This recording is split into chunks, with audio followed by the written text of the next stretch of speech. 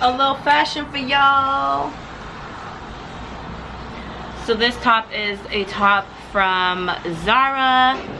Another turtleneck because it's still chilly in Toronto. These pants are also from Zara too.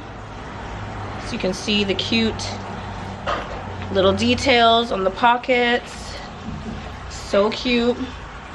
And they fit really comfortable and nice.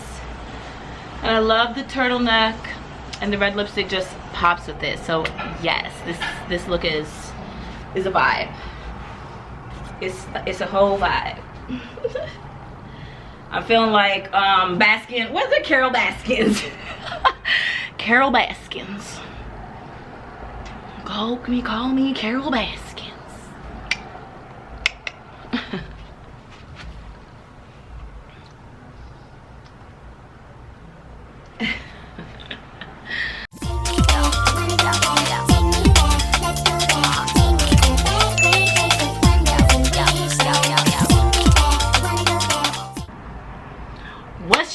Poppin', y'all. I am back with another video today, and I got some more questions for you guys. We are going to get right into that.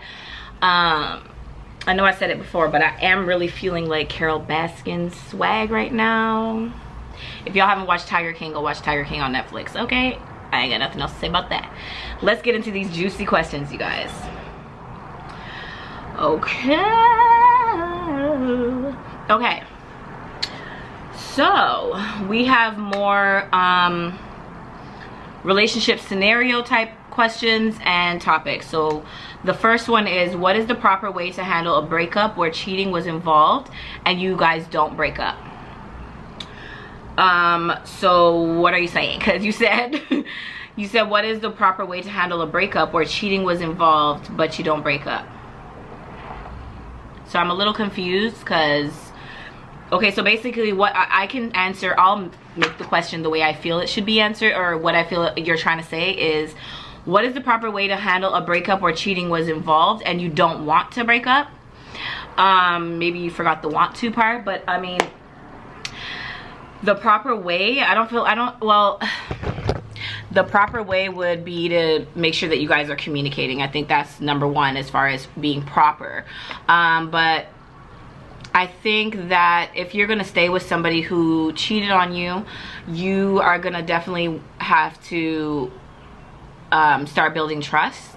And it's gonna be something that you're gonna have to like know that, okay, I chose to stay with this person, so I've forgiven this person. And it doesn't mean that you should never bring it up, but it does mean that this is your choice. Like, this is something you're choosing to do, so you do have to give that person a chance, an actual chance to, you know, to be able to trust them again. So you can't just be with them to beat them down about it or to continuously bring it up.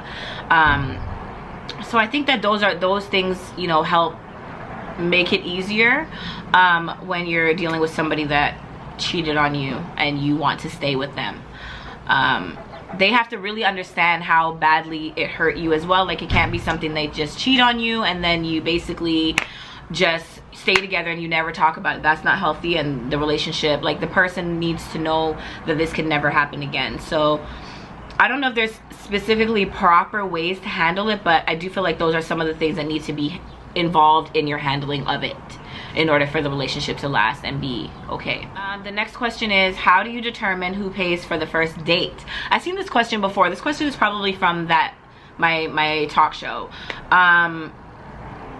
I feel like the person, whoever asks the person on the date should pay for the date.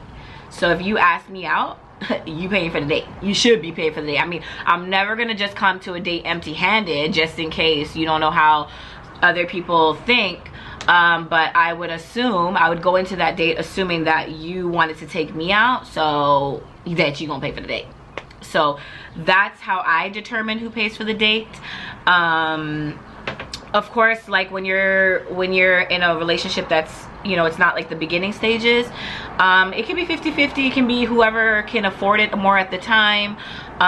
You know, that's different. But in the very beginning, I feel like it should be the person that asked you on the date to pay for the date. So If y'all ain't been doing that, if y'all been trying to get people to split checks on a date that you asked them out on, you should be ashamed of yourself. You should be ashamed of yourself. Okay, so this one is pretty sexual. And the way they wrote this question is so funny. It says, is oral sex an equal rights thing? Meaning, if I do it to you, do you have to do it back to me? Is oral sex an equal rights thing? No, it's not.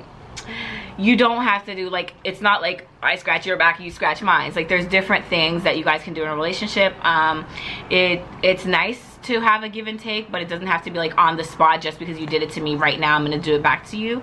So yeah, like, have fun with it. Like, you there's other things that you guys can do for each other if, you know, oral sex is not it. And it doesn't mean that just because your partner does it that, you know, you have to do that. That's a conversation to find out, you know, what your partner's needs are and what your comforts are with doing certain things. So no, I mean, the way they wrote the question is so weird, but no, you don't have to do it back just because somebody did it back to you. That's a little childish. Unless they ask you, like, okay, my turn. Okay, another sexual question. Is there a maximum amount of times you should be having sex in a week in a relationship? Is too much sex bad? Okay, so basically, is too much sex bad? No, I don't think it's bad. I don't think there's anything wrong with having too much sex. I don't think there's a maximum amount of times that you should have sex, no. But I do think that it is nice to miss it. So for instance, during every month, most women have a cycle. So during those times, usually nothing is really going on except some cuddling and light touching and stuff. And it creates a buildup, which is, you know, it's really nice. And also when you're arguing and, like, you know, maybe you have that day or two where there's like tension and you guys are not talking, and then the minute that you are able to get all over that person and have sex with them again, it's just so good. So I wouldn't say that there's too much that's bad, but it is good to have times when you miss it with your partner, because it just makes you remember, like, ew. You know. And it could also get boring if you're doing it every single day. It could just be repetitive, and, like, I mean, unless you're like a real, you know, freaky couple and y'all are just doing different positions every single day, then, you know, kudos to you, but that ain't me. Hell no. The next and final question is, what are your thoughts? Oh, I'm gonna save this one for another video, because this one is gonna actually, okay, no, let me answer it. What are your thoughts on physical abuse in relationships? How many chances, if any, should someone have? I don't know why I was feeling like I would need so long to answer this, but I felt like I was gonna go in, because I'm so passionate about the physical abuse talks, and just making sure that women are not accepting, you know, less than what they should, or, you know, even emotional abuse and things like that. But I'm straying from the question. Y'all know how I do. Let's get back to the question. What are your thoughts on physical abuse in relationships? That's the first part of the question. And I would say my thoughts are that nobody should be experiencing that. My thoughts are that whoever is doing that to another person is just evil, wicked, and they should be ashamed of themselves, and that it shouldn't be happening. So that's my thoughts on physical abuse. How many chances, if any, should someone have? So I guess after they've hit you the first time, how many chances should you give them? I feel like if somebody hits you one time, that they will do it again, or it's something that it's something that it's a red flag. It's a huge red flag. Because, and the reason why I'm saying that maybe it's not a deal breaker is this topic is so touchy. Okay, so there can be scenarios where maybe your partner, maybe it's a one-off where, you know, you and your partner were maybe drinking too much, or it was just like a reflex situation, and you know that that's what it was. It's a very fine line, though. It's a very, very fine line when it comes to chances. For me personally, I would say if somebody hits you once, you need to leave. You need to be figuring out a way to get out of this relationship. I know for a lot of people it's not that easy, but there has to be a way out. You can't just live like that. Like, it's not right. And I know there's so many women that are just like going through this and it's crazy. It's just, it's so sad. Men too, men are being abused too, so I'm not gonna, you know, sit here and just say it's only women, but the majority of this is women going through this. So I don't feel like there should be really any chances for anybody to be able to do that to you again. Yeah, that's my answer.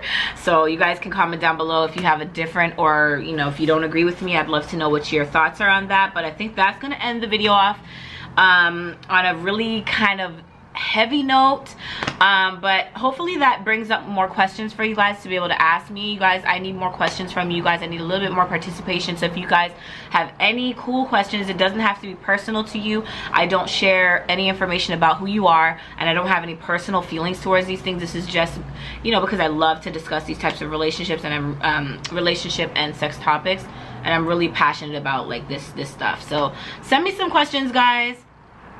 Make sure that if this is the first time you're seeing me, join the TubieGang gang, guys. Hit that subscription button down below. Leave me a juicy thumbs up. My name is Ashante. Thank you so much for watching this video. Make sure you like, subscribe, share, comment, everything this video. Until the next video, deuces, peace, bye.